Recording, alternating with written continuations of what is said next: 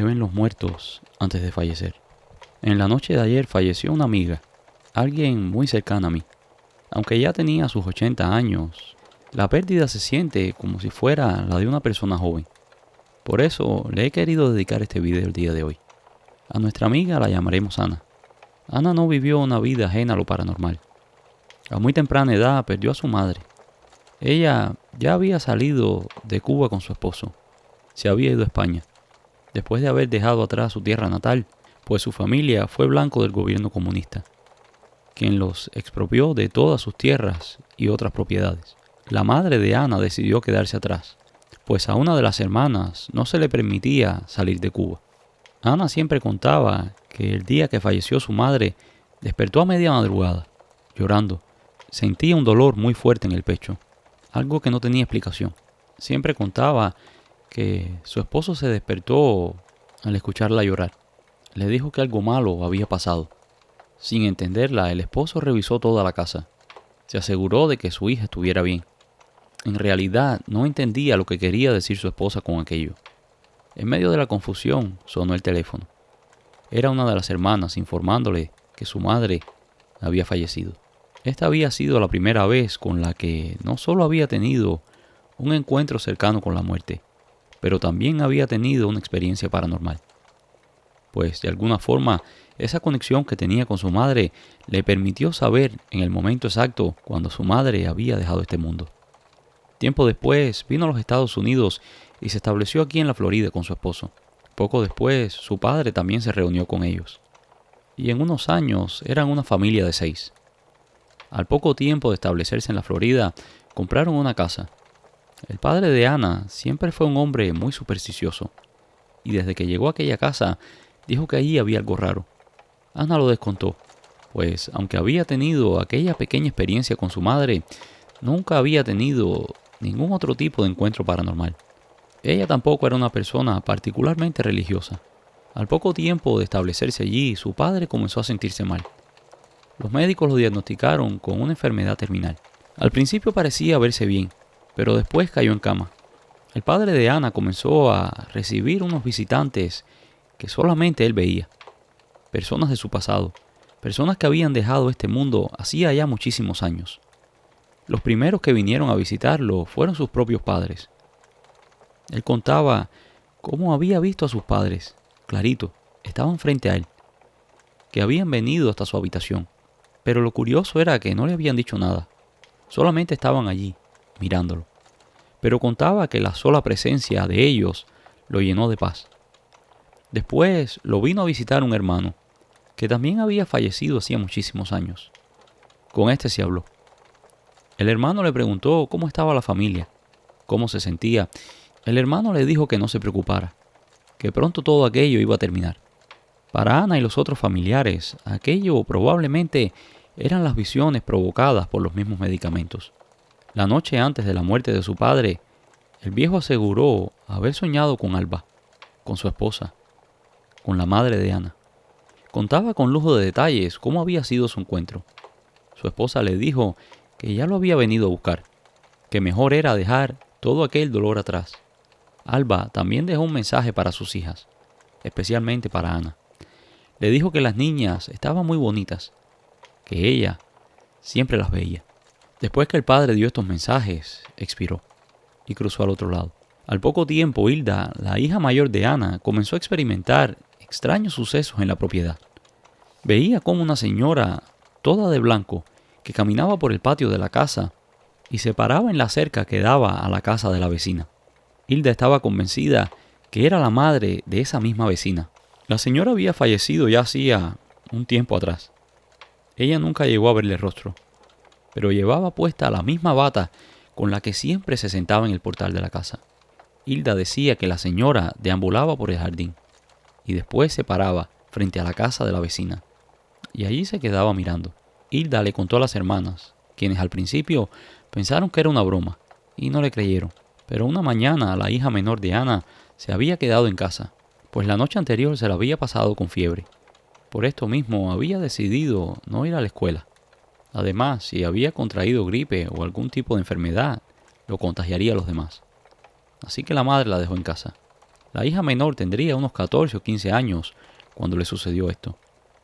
Ella decía que serían las 11 de la mañana, cuando se levantó de la cama a buscar algo de tomar a la cocina. De regreso a su cuarto, pudo ver por la ventana que daba al patio a alguien caminando. Era una mujer. No se preocupó, pues pensó que tal vez era la vecina que había venido al patio a buscar unos limones, pues ellos tenían un árbol de limones muy grande y que estaba bien cargado.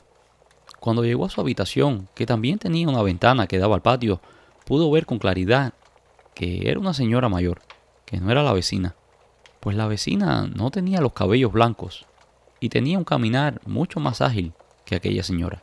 En ese momento recordó lo que le había dicho a la hermana y estaba segura que era verdad. Tal vez era la madre de la vecina que estaba rondando el patio. Y la confirmación la obtuvo cuando vio a la señora parada en la cerca, mirando hacia la casa de la vecina. La chica entró en pánico e inmediatamente llamó a su madre. Le pidió que regresara a casa, que había visto a la madre de la vecina en el patio, tal y como le había dicho Hilda. Ana pensó que tal vez la chica estaba alucinando producto de fiebre muy alta, así que de inmediato fue hasta la casa. Pero cuando le midió la temperatura estaba perfecta. Allí le echó una bronca tremenda a la hija. Le dijo que no le hiciera caso a la hermana, que eran locuras de ella, que los muertos no salen. Pero la chica le aseguraba con una firmeza tal que la madre creyó que tal vez había visto a alguien, tal vez había confundido a la señora con alguna vecina, pero que estaba segura que un fantasma no era. Y así se quedaron las cosas. Con los días, una de las vecinas le dijo a Ana que la otra vecina estaba muy mal, que los médicos decían que no viviría mucho más. Ana era mi amiga de la vecina, así que fue hasta su casa, acompañada de sus hijas, para visitarla. La condición de la mujer era verdaderamente mala, pero todavía podía hablar. Cuando entró a la habitación, lo primero que le llamó la atención fue que la cama estaba orientada hacia la ventana, la misma ventana que daba al patio de su casa. Mientras hablaban, la mujer le comentó que desde hacía días, exactamente desde que le habían dado el diagnóstico de aquella enfermedad, su madre venía casi todos los días a verla. Ana quedó un poco confundida, pues ella sabía bien que la señora ya había fallecido hacía ya algún tiempo. Ella personalmente había asistido a los funerales. Y la vecina prosiguió: la verdad, eso es lo único que me trae paz en estos momentos, que mi madre me está esperando, que no voy a estar sola. Cuando las hijas de Ana escucharon aquel comentario, salieron del cuarto a toda velocidad. Y cuando Ana llegó a la casa, les reclamaron: ¿ves, mamá? Te dije que venía la madre de la vecina al patio. Ana les insistía que probablemente lo que la vecina aseguraba haber visto no eran más que visiones, provocadas tal vez por los propios medicamentos o por la misma enfermedad. Días después, la vecina falleció, y en el funeral alguien le contó a Ana que efectivamente la vecina aseguraba ver a su madre. Decía que venía a visitarla, y que de hecho la casa de Ana había pertenecido a la madre de aquella mujer, que ellos la habían vendido muchísimos años antes de que Ana y su esposo se mudaran allí, que aquella casa había sido construida por la madre y el padre de la vecina. Después de la muerte de la vecina, las chicas nunca volvieron a ver a aquella extraña señora que deambulaba por el patio. Muchísimos años después, falleció el esposo de Ana. Tenía 89 años. El día anterior a su fallecimiento, aseguraba que había soñado con su madre muerta. Contaba a la mañana siguiente que había sido una conversación normal, como las que tenía con ella cuando estaba viva y él la iba a visitar. No hubo ningún tipo de aviso ni de comentario premonitorio, pero esa misma tarde fue llevado al hospital con un infarto. Allí duró varias horas. Estaba semiconsciente y de un momento a otro comenzó a decir que mamá ya había llegado. Y sus otros dos hermanos, que habían fallecido hacía mucho tiempo atrás, también estaban allí. Momentos después, el esposo de Ana falleció, después de decir: ya vinieron a buscarme. Ana, nuestra amiga, quedó devastada por la muerte de su esposo de toda la vida. Y 7 años después, comenzó a decir que veía a su esposo deambular por la casa. Esta vez fueron las hijas quienes no le creían. Para ellas, todo aquello era parte del mismo proceso de duelo. Tal vez extrañaba tanto a su esposo que quería volver a verlo. Tal vez, como para ellos, su muerte fue tan repentina, pues él no padecía de enfermedad ninguna. Tampoco estuvo tiempo enfermo. Fue de un día para otro. No dio tiempo a los familiares a prepararse para aquel evento.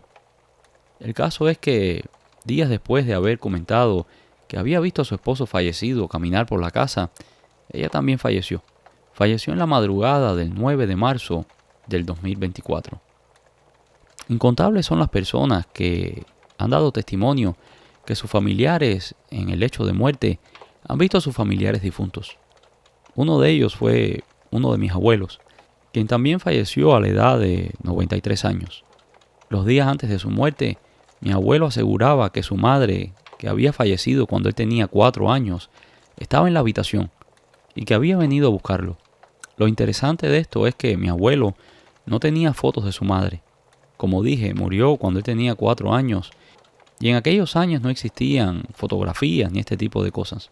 Creo que de cierta manera es un poco alentador que en ese momento de incertidumbre que es la muerte, las personas sean acompañados por sus familiares difuntos. Creo que eso les da un poco de paz y un poco de seguridad cuando pasan al otro lado. Muchos escépticos dicen que no, que son invenciones de la propia mente, pero yo quiero pensar que es así, que las personas cuando están cerca de la muerte, vienen sus familiares ya fallecidos a recibirlos. De esa forma, nadie nunca muere solo. No tomes lo que no te pertenece.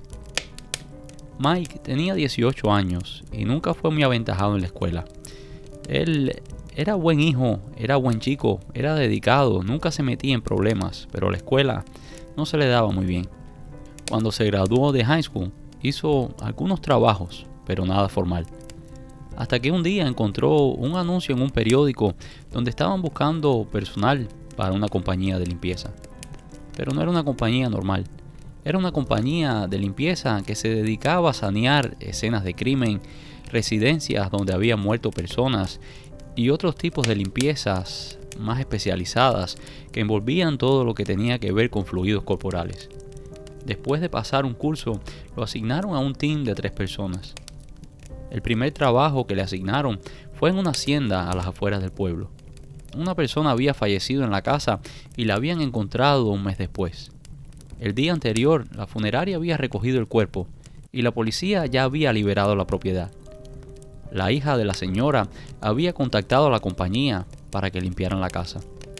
El equipo de limpieza llegó a las 3 de la tarde y aunque en las instrucciones decía que esperaran hasta las 4 a que llegara un familiar a abrir la puerta de la propiedad, igual llamaron a la puerta para ver si había alguien. Una señora abrió. La señora tenía un aspecto un poco desencajado, muy blanca, y no habló ni una palabra. Era de entender, pues, haber encontrado a un familiar en aquel estado, en un estado tan avanzado de descomposición, debería haber sido muy duro. El equipo de limpieza entró y allí estaba la mancha, en medio de la sala. La casa olía muy mal. Se vistieron con el equipo de protección necesario, unos monos de plástico blancos, se pusieron unas máscaras para atenuar el desagradable olor y 3 pares de guantes, debidamente asegurados con tape. Comenzaron a cortar una sección de la alfombra, pues los fluidos propios de la descomposición se habían regado por todo el área y se habían impregnado en la alfombra. Mojaron todo el piso con los químicos requeridos para desinfectar el área, y en ese instante escucharon llegar un automóvil. Siguieron con el trabajo y tiempo después apareció una mujer en la puerta de entrada de la casa. La mujer se tapaba la nariz en un vano intento de protegerse de aquella horrible peste. Estaba sorprendida de verlos allí. ¿Son de la compañía de limpieza? Sí, respondió el líder del grupo mientras se levantaba y se acercaba a la puerta. El hombre ofreció una disculpa de no poder darle la mano.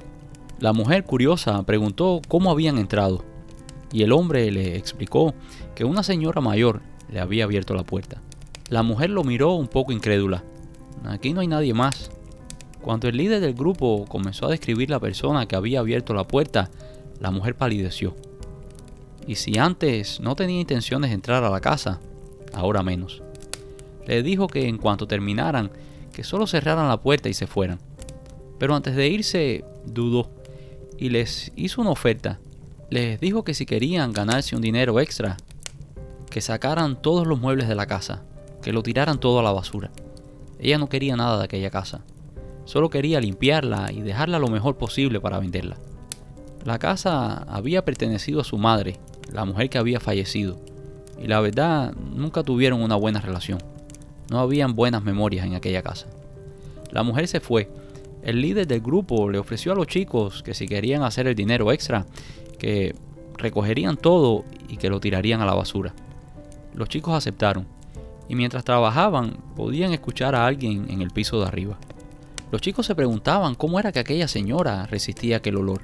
El líder del grupo mandó a Mike a que subiera para que fuera bajando los objetos más pequeños y así ir adelantando el trabajo. Mike, obediente como siempre, subió a las recámaras del piso de arriba. Buscó a la señora para pedirle permiso, pero la mujer no aparecía. No estaba en ninguna de las habitaciones.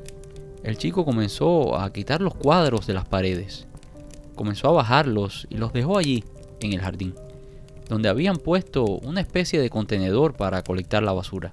El chico subía y bajaba las escaleras, pero en una de esas volvió a ver a la señora. La señora abrió una puerta y entró en la habitación. Mike no dijo nada, pues no quería molestar a la señora. Muchas veces las personas que están pasando por una etapa de duelo prefieren no ser molestadas. En ese momento se escuchó una conmoción. Un señor gritaba que dejaran aquellas cosas, que aquellas cosas no le pertenecían, que quiénes eran ellos para sacar las cosas de la casa. Todos pensaron que era un familiar que quería conservar alguna de aquellas cosas. Pero los chicos le explicaron que la hija de la dueña los había contratado para limpiar la propiedad. El hombre solo repetía una y otra vez: son las cosas de Marta, no las tiren. Y lloraba mientras abrazaba un cuadro con la foto de la señora que les había abierto la puerta. Los chicos lo tranquilizaron y le dieron un poco de agua. Cuando el señor estuvo más calmado, les explicó que él era el vecino de la señora y mejor amigo de Marta, la que había sido dueña de aquella hacienda, que él era el único que la visitaba, pero desafortunadamente había estado enfermo y lo internaron en el hospital, y que cuando salió lo primero que hizo fue ir a visitar a su amiga, pero se encontró con un macabro hallazgo, con el cuerpo de Marta descompuesto. Él fue quien avisó a la policía.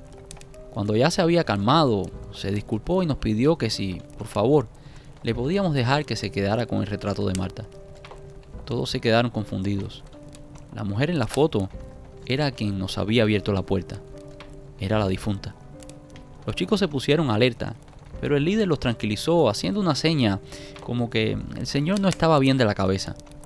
El señor se fue y ellos entraron a la casa de nuevo. El que estaba a cargo subió para buscar a la señora y así demostrarle a los chicos que todo estaba en orden. Solo fue poner un pie en el primer escalón cuando escuchó a alguien correr en el piso de arriba. Alguien corría desorientado, como buscando algo. Después de oír que la señora que les abrió la puerta estaba muerta, ya nadie tenía curiosidad. Por el contrario, todos estaban listos para irse de allí. Los chicos recogieron presurosos todo lo que estaba a mano y lo subieron al auto. Incluso el líder del grupo, que se enorgullecía de ser un hombre sin miedo, salió de allí un poco apurado. Cuando se alejaban de la casa, Mike volteó a ver y vio perfectamente una sombra que corría por los pasillos de la segunda planta, como buscando algo. Todos iban en silencio, y cuando iban como a unas 10 millas del lugar, de la nada apareció un camión, que embistió a la camioneta donde ellos iban. Todos sobrevivieron, con la excepción de Mike. Cuando el forense sacó las propiedades de Mike del bolsillo, encontró un curioso artículo. Era un reloj de bolsillo muy antiguo. Los padres del chico no reconocieron el objeto como que fuera de su propiedad. Todo parecía indicar que el reloj había pertenecido a Marta. Nadie sabe si aquel trágico accidente fue solo eso, un trágico accidente, o si el haberse llevado el reloj de la propiedad le costó la vida. Y la segunda historia del día de hoy la hemos titulado Algo habita en el piso de arriba. Nosotros nos mudamos a este edificio hace ya como unos 7 años. Aquí la gente viene y va por lo de la renta, usted sabe. Hace como 3 años se mudó una pareja. Eran de esas parejas problemáticas. El chico era muy tóxico y abusador. Aquí se escuchaba a veces cómo la golpeaba. Casi siempre después de esas peleas, el chico se iba por unos días y después regresaba. La chica se hizo muy amiga de mi hija. Cuando sucedían aquellos eventos, casi siempre mi hija le llevaba una sopa. La consolaba y la acompañaba allí para que no estuviera sola. Recuerdo que una noche hubo una tremenda discusión. Los dos gritaban a todo pulmón. De pronto, un golpe seco y fuerte. Y después, todo quedó en silencio. En ese instante grité, ¡paren! O llamo a la policía. No sé si los de arriba me escucharon, pero después se escuchó como que alguien cerró la puerta y se fue. Ese día mi hija no estaba en casa. Al día siguiente, cuando llegó, le conté lo que había pasado la noche anterior. Enseguida le mandó un texto a la chica, pero no respondió. Mi hija subió hasta el apartamento de la chica y llamó a la puerta, pero tampoco respondió. Rato después, pudimos escuchar a alguien caminando en el piso de arriba. Mi hija volvió a escribir, pero igual no tuvo respuesta alguna. Pensó que la chica tal vez quería estar sola y que no la molestaran más. Pasaban los días y solo se escuchaban pasos y de vez en cuando unos lamentos o unos sollozos, como alguien que lloraba. Parecía que la chica estaba triste. Al chico no lo volvimos a ver. Pensamos que tal vez la había dejado para siempre y que por eso ella estaba así. Era lo mejor que le hubiera podido pasar. Como a la semana vino la encargada de colectar la renta y me preguntó si había visto a la chica de arriba. Que le extrañaba mucho que no hubiese pago, pues la chica era muy puntual. Un par de días después se empezó a ver como una mancha en el techo del apartamento. Algo no estaba bien. Un olor como animal muerto comenzó a invadir el apartamento. Llamamos a mantenimiento, pues pensábamos que tal vez se había roto una de las tuberías y que tenía un salidero. Cuando llegó el plomero, dijo que aquello no eran aguas albañales, que llamáramos a la policía, que algo no estaba bien en el apartamento de arriba. Llamamos a la policía y una vez que llegaron, acordonaron el piso de arriba. Aquel olor era el inconfundible olor de descomposición humana. La policía encontró el cuerpo de la chica descomponiéndose. La noticia nos sorprendió. No era posible. Todos estos días habíamos escuchado a la chica caminando arriba. Revisaron las cámaras de seguridad, pero nadie había entrado ni salido del apartamento. Aquel apartamento estaba sellado desde el día en que había habido aquella discusión. El forense determinó que el día de la muerte de la chica había sido el día de la discusión, que la chica había muerto por asfixia mecánica. En otras palabras, el novio la estranguló. El chico fue arrestado por la policía y eventualmente confesó que la había matado en un ataque de ira. Ese apartamento está casi siempre vacío y en las noches se puede escuchar a alguien caminando y de vez en cuando lo que allí habita deja escapar un sollozo. Y esto es todo por hoy, espero que estas historias les hayan gustado. Si les gustaron, déjanos un like y si no lo han hecho todavía, por favor suscríbanse. Gracias y nos vemos en el próximo video.